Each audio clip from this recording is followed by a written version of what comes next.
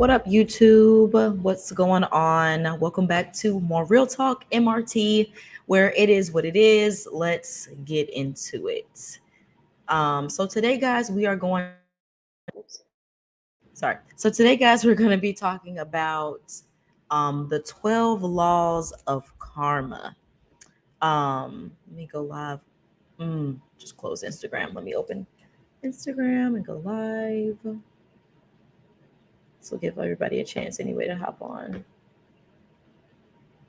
before we get into the rants.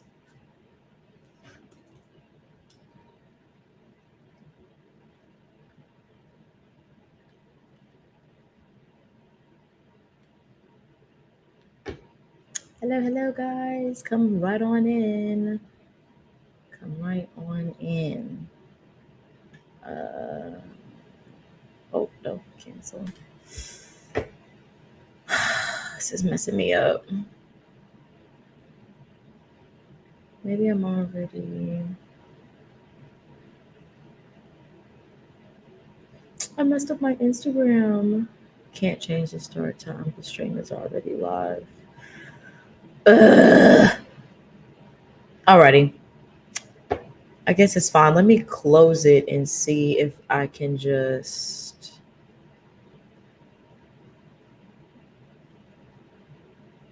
So would it view go live? It's kind of upsetting. Maybe it'll come up here. No.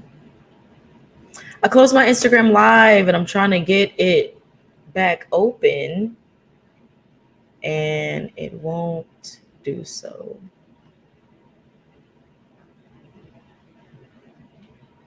It's kind of upsetting. Well, anyways, I guess we'll do without Instagram tonight, unfortunately.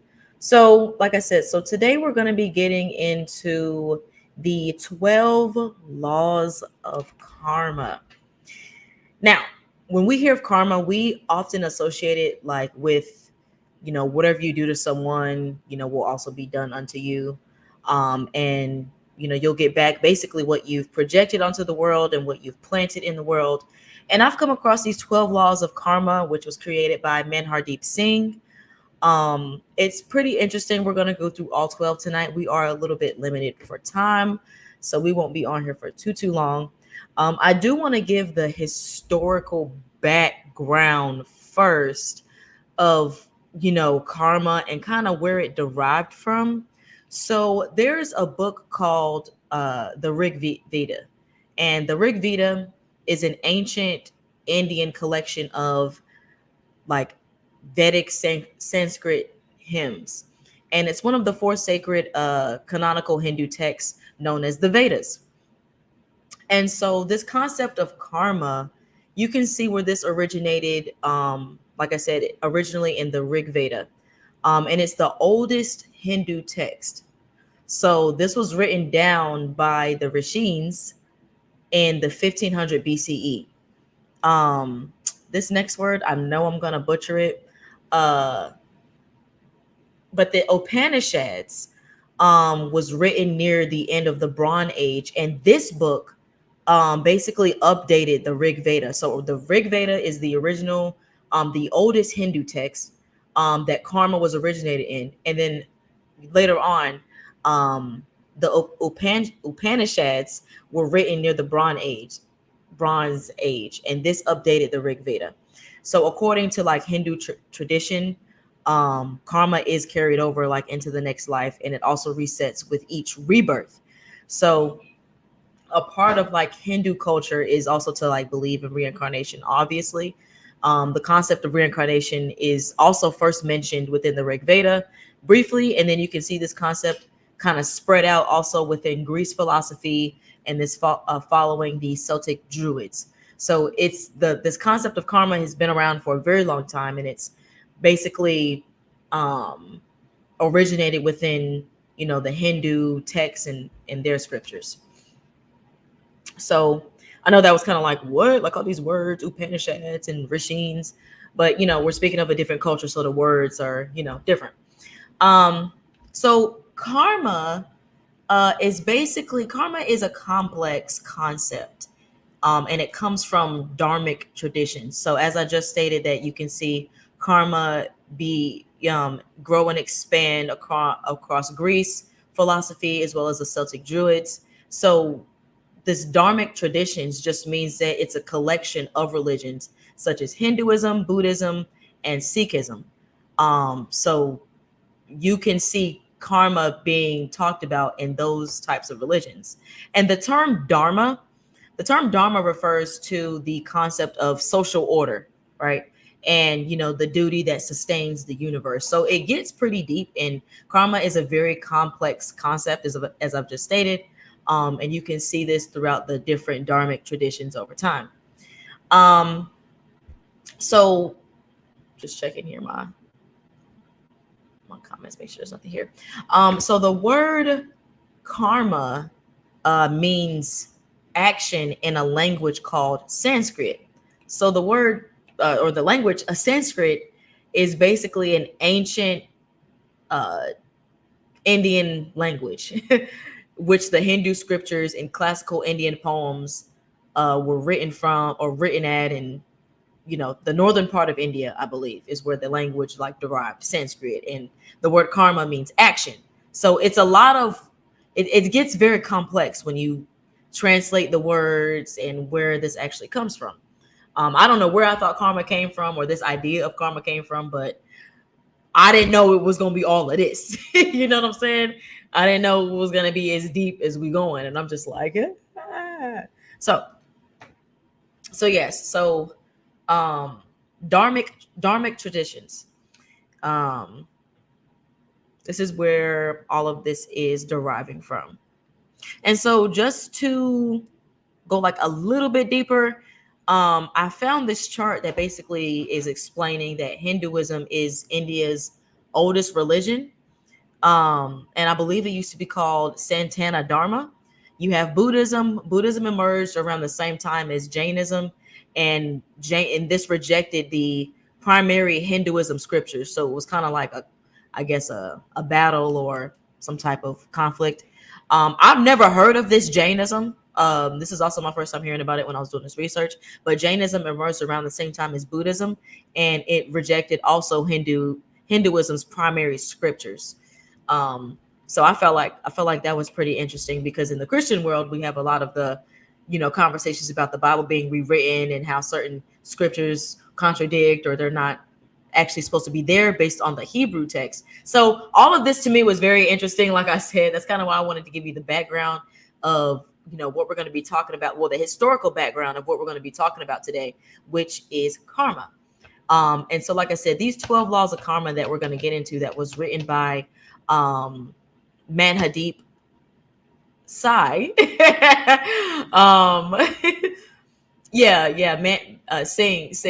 Manhadeep Singh.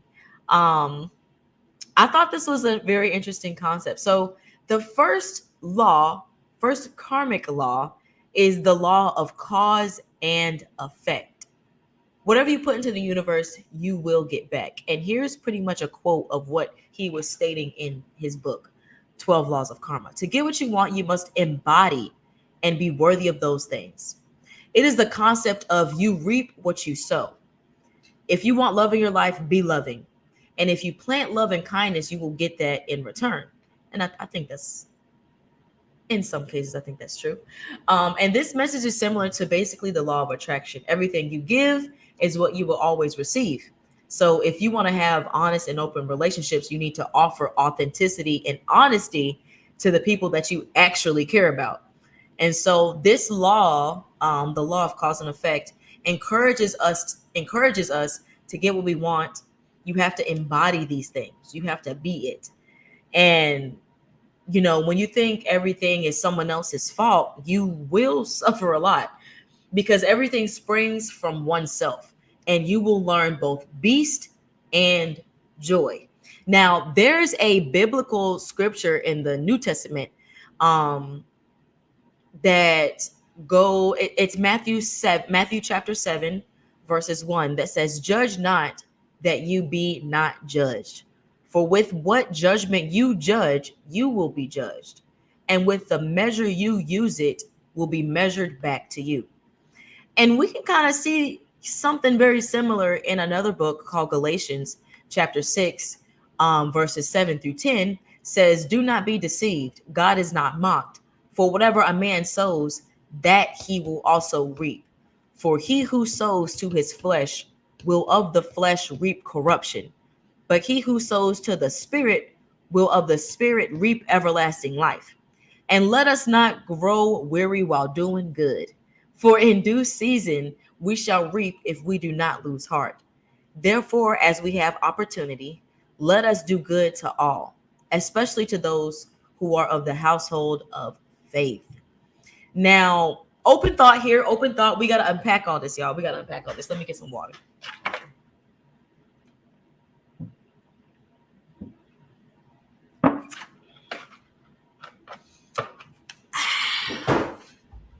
Ain't nothing like some water.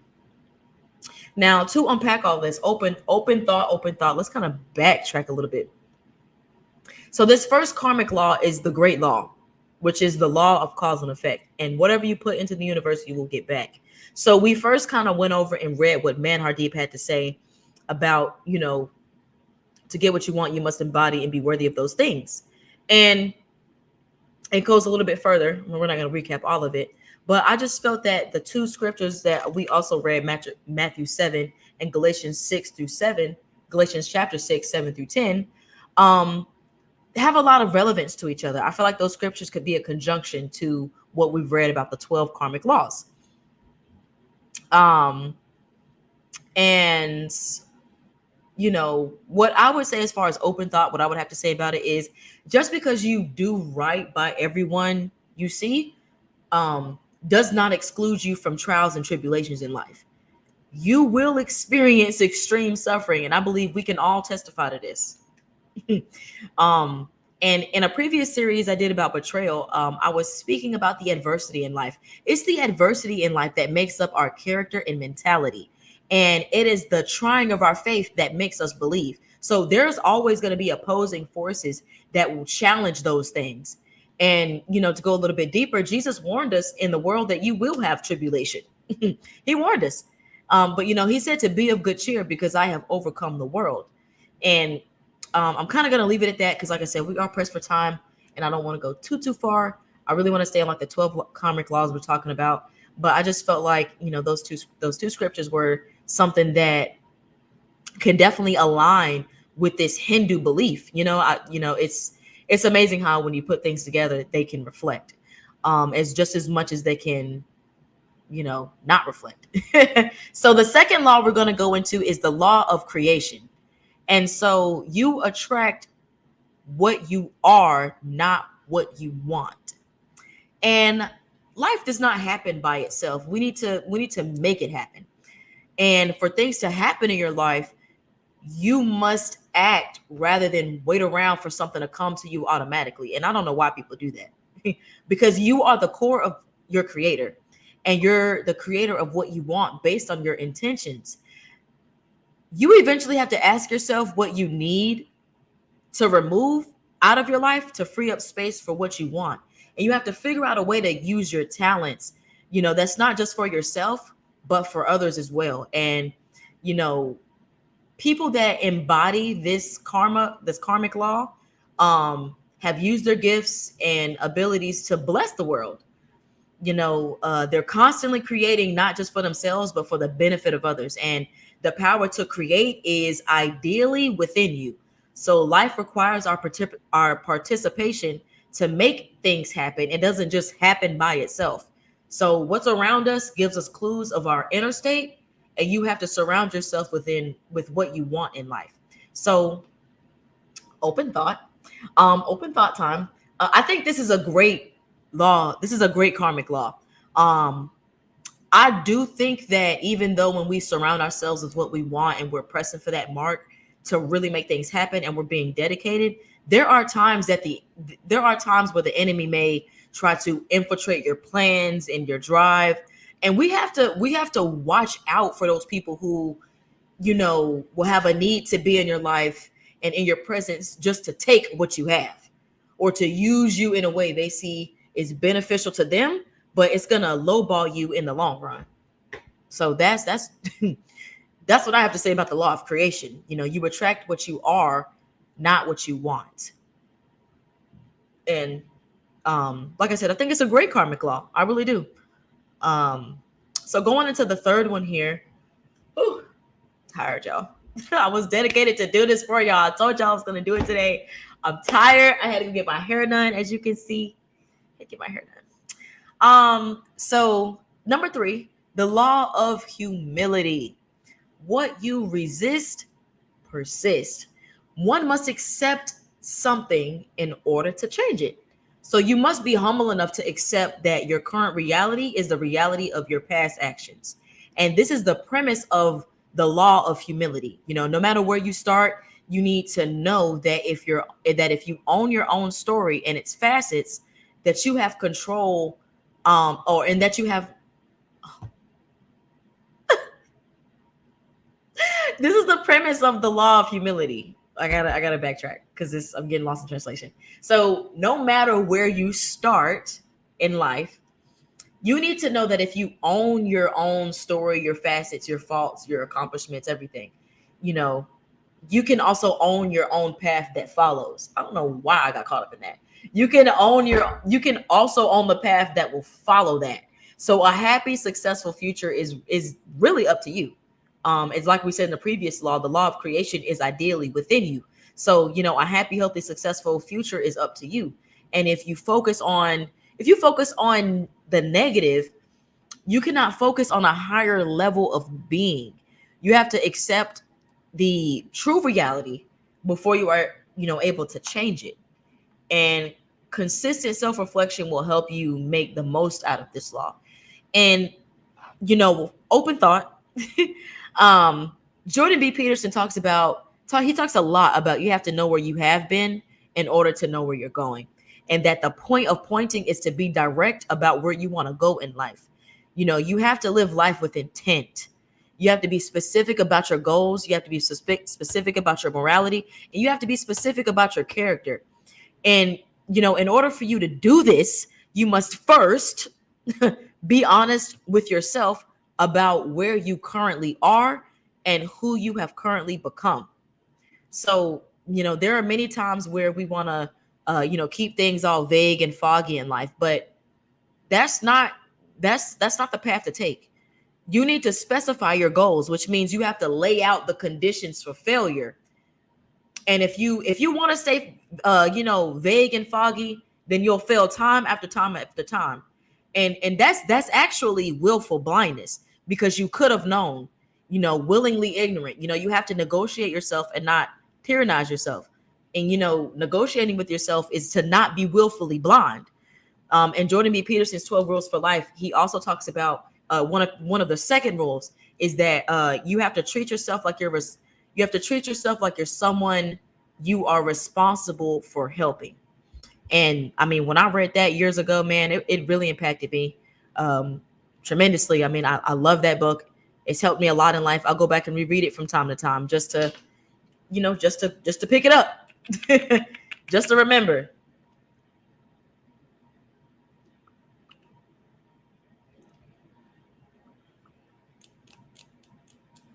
Ding. Okay. All right. So that's the third law. Now going into the fourth law, the law of growth. Where you will go, there you will be. And what Manhardeep Singh has to say about this is that when we change ourselves, our lives change too. All change begins with what you can control, which is yourself and not someone else. The law of growth is about the expansion within us. And as we grow, change, and transform internally, our external reality will change and grow accordingly. Growth has no end, and there is always something to learn. There's always something to learn.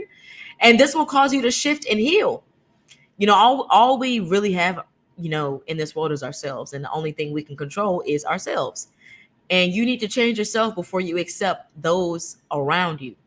You know, you have to focus on your own success before you try to change and help others.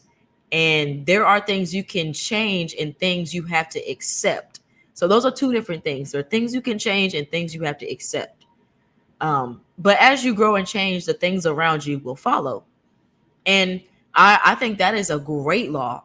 Open thought here. I believe that one of the most powerful things that was stated by Manhar Deep was all change begins with what you can control, which is yourself and not someone else. All we have is ourselves, and it's the only thing that we can control. And now I don't want to spend a lot of time on this because the phrase is pretty self-evident. um but I would say lastly is cultivate yourself. Challenge yourself with change. Become a person of value and not a person of success. Value associates itself with the mind and what you have to offer to yourself and other people after you have become developed in that. um we have enough parasites on this planet and takers that just want to see what they can get. They just want to see what they can get from whoever because of their lack. So become cultivated in mind, body, spirit, and soul, and you will become a person of value. We have enough parasites. We don't need any more takers. Yeah, it's a freaking gnat in here. Think I got him too, y'all. Think I got him. Now, open thought. This one definitely hit home for me because I've experienced where I overextend for people that wouldn't give me a dime on the street if I needed it. And I have to take responsibility for the type of people that I have let in my life and allowed them to have that type of access. We're all responsible for the reality we dwell in. Some people think they can bend and shift reality by lying and manipulating to get the results they want, for an artificial reality in their own head. Listen to this, because these types of people are dangerous. They will destroy everything around them, all for the sake of things fitting their narrative and imagination. So, the crazy thing is when it catches up to you, how far did that actually bend? When it all comes crashing down, was it really, really worth it? You're a psychopath if you say yes to just now. I know some of you out there that said yes to that. I know you did. I felt it in my spirit. I know you did. But we may not have control over everything that happens, to us, but we can take responsibility for how we respond. And that's what I have to say about that. So number 6, the law of connection. Let me check here. So yeah, number 6 here, the law of connection. Everything you do is somehow connected. The past, present, and future are all connected. And this principle is based on everything in your life being interconnected. So who you are today results from your previous actions, and who you are tomorrow will result from your actions today. And everything you've experienced has led to the very next thing, and they all fit together like a puzzle. And we connect with others too. There's always a connection if we are observant. And I do agree with this law. I really don't have any open thought about this one because it's pretty self-evident. Like I said, we are pressed for time tonight, but it's pretty self-evident, and I think this is a pretty powerful law. The law of connection. Everything you do is somehow connected. So going into number 7, the law of focus. I got a lot to say about this one. You cannot think of two things at the same time. We cannot think of two different things at the same time. And if we do, this could slow down your process and cause frustration and disappointment. This law encourages you to focus on one thing at a time. If you focus on higher values like love and peace, then you are less likely to focus on heavy feelings like resentment, greed, and anger. The divided mind is more susceptible to negative thoughts and more vulnerable to just negative energy in general. And your mind cannot provide equal energy to several things at once. You have your mind, your mind can't provide equal energy to several things at once. If you have multiple goals in mind, you need to work through them one at a time. And the open thought that I have about this is that there's an amazing scripture, again in the Bible. We're referencing that again. James, the book of James, chapter 1, verses 8 says, "A double-minded man, unstable in all his ways." Now, this can be used in many like contexts. But for the context I'm referencing for you tonight is that having two directions is impossible to go in. You cannot serve two masters. You will become unstable trying to split yourself in two, like twice on My Hero Academia. Cause I'm gonna split myself in two. Like Buddy was about to lose it because it was too many things trying to focus on all of these other outer aspects of life, and he just couldn't handle it. He literally crashed out until he got a hold of his trauma. That was deep. We got to talk about that on another podcast. That was deep when he got a control of his hot karma. But Hawks, my boy, done took him down. You feel me? Made that boy relapse. Anyways, I'm sorry. So it's important to slow yourself down, guys. One foot after the other. Okay. You have to become committed and dedicated to focusing on one task at a time. And then you move to the next accomplishment. So now, number 8, the law of giving and hospitality, something that is not very prevalent in our time. So what Manhar has to say about this, though, this 8 karmic law of giving and hospitality is that our behavior should match our thoughts and actions. Give what you believe in, and this law will actually help you understand the value of your actions. I don't understand how people don't get that by now, but reflecting is something that we should all be doing. But if you desire to live in a peaceful world, you need to give peace to others. This law definitely speaks of selflessness, by giving to others and being obedient to what you preach, because your behavior should represent what you're thinking. And, open thought here. We all know that this has been one selfish world from the jump, like for quite some time, and it won't change. It won't change. It's important for us to not grow weary in good doing, like the scripture said earlier, because it can be hard when you're seeing degenerate and selfish people in masses. It'll mess with you mentally when you just keep seeing it over and over. And like I said, it's only gonna get worse. But all we can do is not grow weary and good dudes and not grow weary and doing good, because in due season we're gonna reap if we do not lose heart. Therefore, as we have opportunity, let us do good to all, especially to those who are of the household of faith. And I'd rather say that than say some crash out comments that won't help nobody. So now we're gonna go into the 9th law. We're gonna go into the 9th law, which is the 9th. Oh, this one was good. He did a really good job on this. Sorry, I didn't mean to be doing all of that in your face. Let me fix this. I'm all lopsided. Okay. Number 9, the law of presence.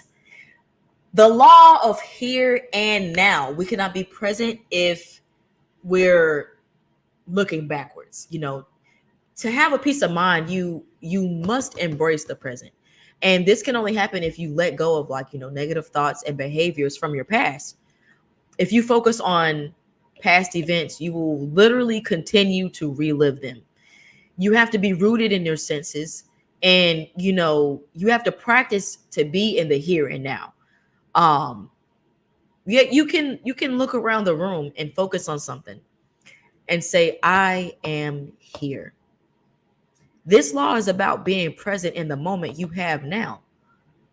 Most of us live life, thinking about our past actions and what went wrong, and just replaying the same old recording over and over again. And if we live in the here and now and tap into the present with what we are doing, we won't be so disconnected from others in reality and just the now. You can't possibly be here if you're looking backwards or what was, or what the future might even be.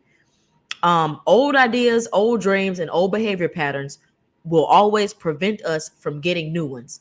And even in Buddhism, karma is associated with accepting one's reality and the concept of the present moment. You know, all things are connected, past, present, and future, but it is not recommended to reminisce on the past. Um, and my open thought about this is like, okay, imagine if you're driving a car, you occasionally check your rear view mirrors just to make sure, but your eyes are fixated on what's in front of you. And that is the way we ought to live life. Forget any and everything that was and become present with the now. That man didn't love you. Look ahead. Your family has disowned you. Look ahead. Now, I know when we, experience a certain level of trauma, these images and memories just come to you without any invitation.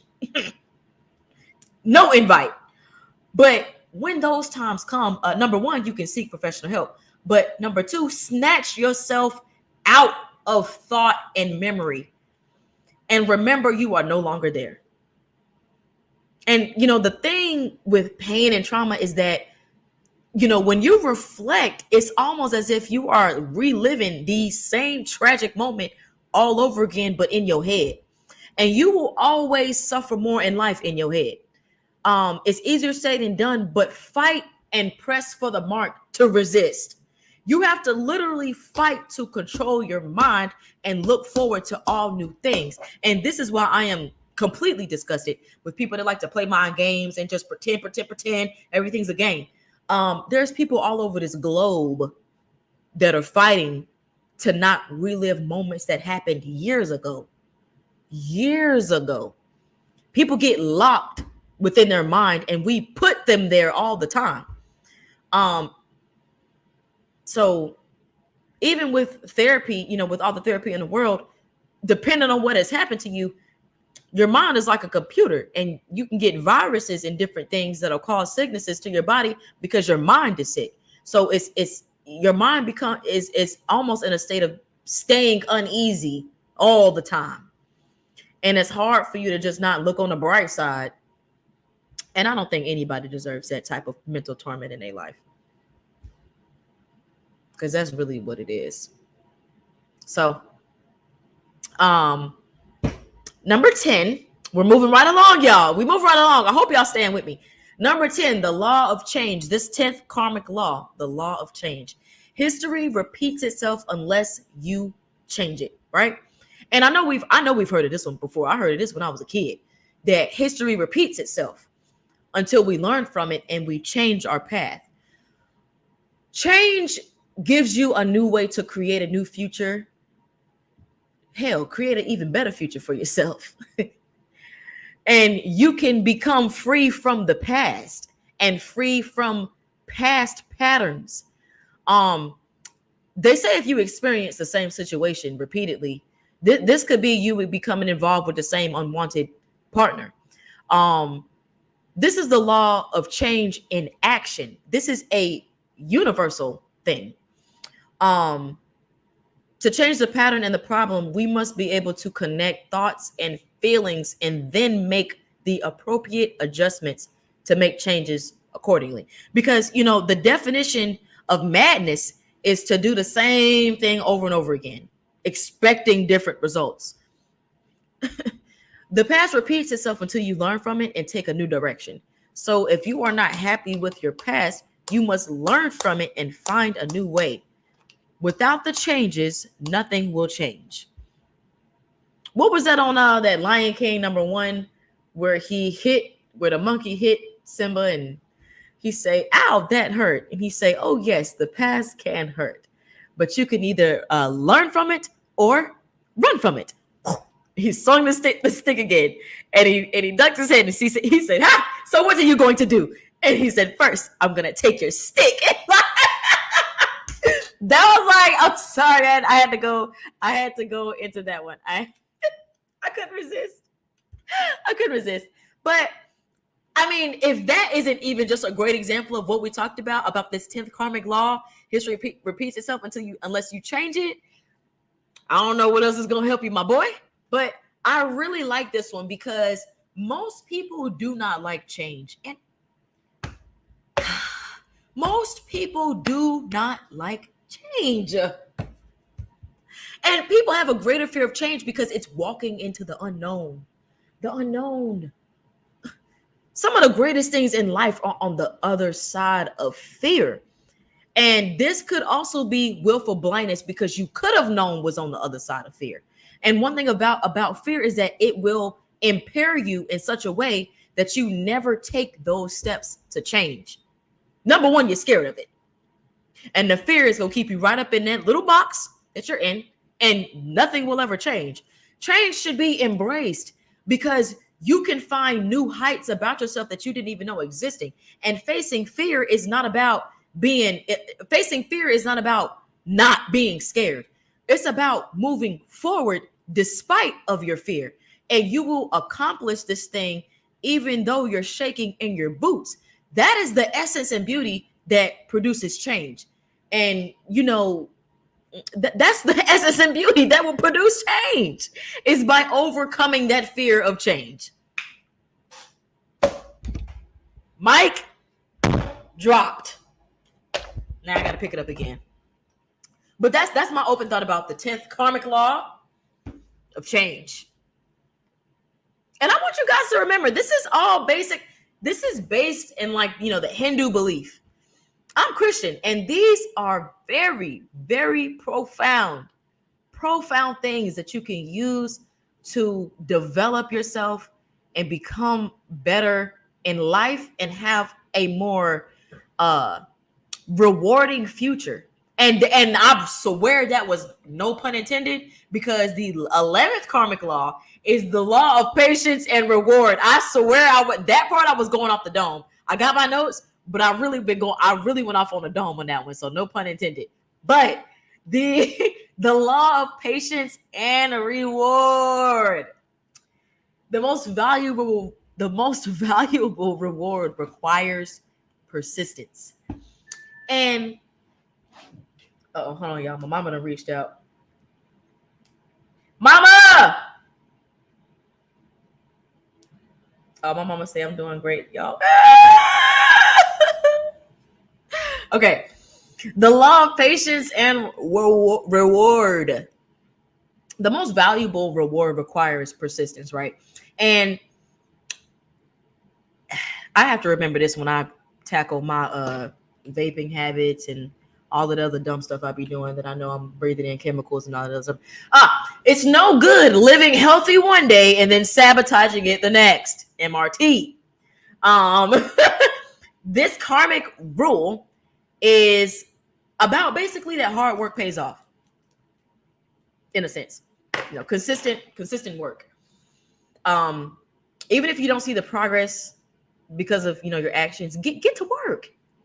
Get down there and get to work, and don't give up until you achieve great things. Great things take time and patience. And it's better to live by this karmic law. Because when you become consistent in your goals, they will come into fruition. Real joy comes from taking up what you've decided to do and knowing that the reward will come in time. And if you want immediate results, prepare to be disappointed. Any reward requires patience. And the more you sacrifice, the happier you will become. And, open thought here. I agree with that one. I agree with all of that, what Manhardeep Singh has to say, because great things do come in time. And we live in this microwave era, where everybody wants everything immediately. Weight loss, wealth, recognition. Everybody wants everything to be quick. I need it now. So not only are we selfish as a nation and as a whole, as the people and humanity, but we are greedy, disgustingly greedy. It's my money and I need it now. Like, whoa, my bad. Let me hurry up and get this man stuff so we can get about it. Like, everything that's great comes in time. And this microwave era is going to lead to just more disappointment. It's going to lead to people doing stupid stuff to get recognition. It's going to lead to people portraying themselves into whatever manner they need to portray themselves to get clout, money, fame, people are going to completely sell their souls, because they don't have the patience for great things to come in time. And people are willing to do the most idiotic things just to be the face, to be in the limelight, to have this reward. And it's really just childishness. I mean, I don't even want to call nobody out for real, but I'm thinking of some people online that I have, just kind of watched how they watch their content, and I know what they be doing. And people really be crashing out and selling themselves all just for the microwave effect. And it's ridiculous. So we are now on the 12th law, you guys. We are bringing this baby to an end. We are almost done. Woo! Tired. All right. The 12th law. This 12th karmic law of significance and inspiration. Rewards result from the energy and efforts we put into it. What did we just say? What did we just say? We all play a role in this world, and we have something to contribute to this world. I personally do believe that as well.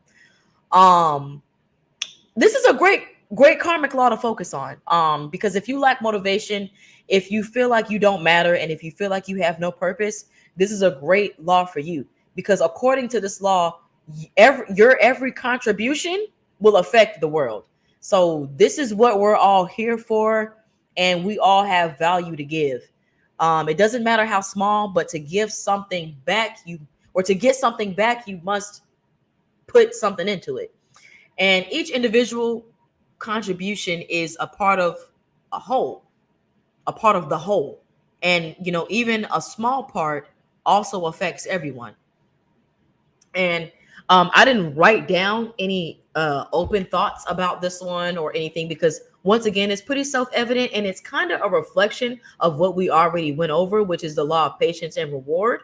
So the law of significance and inspiration, though I think those go hand in hand. All of this really flowed beautifully together. I mean, like I said, this is based in Hindu belief. You can find this primarily in the Dharmic religions, which is Hinduism, Buddhism. Let me go back up here to that chart here that we had. Yeah, the Dharmic traditions, such as, like I said, okay, so yeah, I had it right. The Buddhism and Hinduism, Jainism, Sikhism, and all that stuff. So you can see these laws, this idea of this concept of karma, and just what it really means and stuff like that. Because I think most of us are just like, oh well, you're gonna get your karma for doing me wrong. And in a sense, that's true. But what this really breaks down with what Manhadeep has to say about this, that wrote this book, the 12 laws of karma, is that karma is not about punishment, but rather about cause and effect. And I can really see what he means after reading this book. I encourage you guys to go read it as well. You can get it on Audible. It's a great book. He also has a book about the 12 laws of humanity and the 12 laws of, is it nature, I believe, or the 12 laws of life. We will dive into those next week. I'm excited to read them. I'm excited to do the research and share it with you guys. So hopefully you can become better as well. And like I said, I mean, it's almost like that law of connection. Everything is entwined together, because we went over some Christian scriptures, and some of those reflected exactly what this Dharmic tradition reflects. And those are two opposite sides of the spectrum when you really get into it.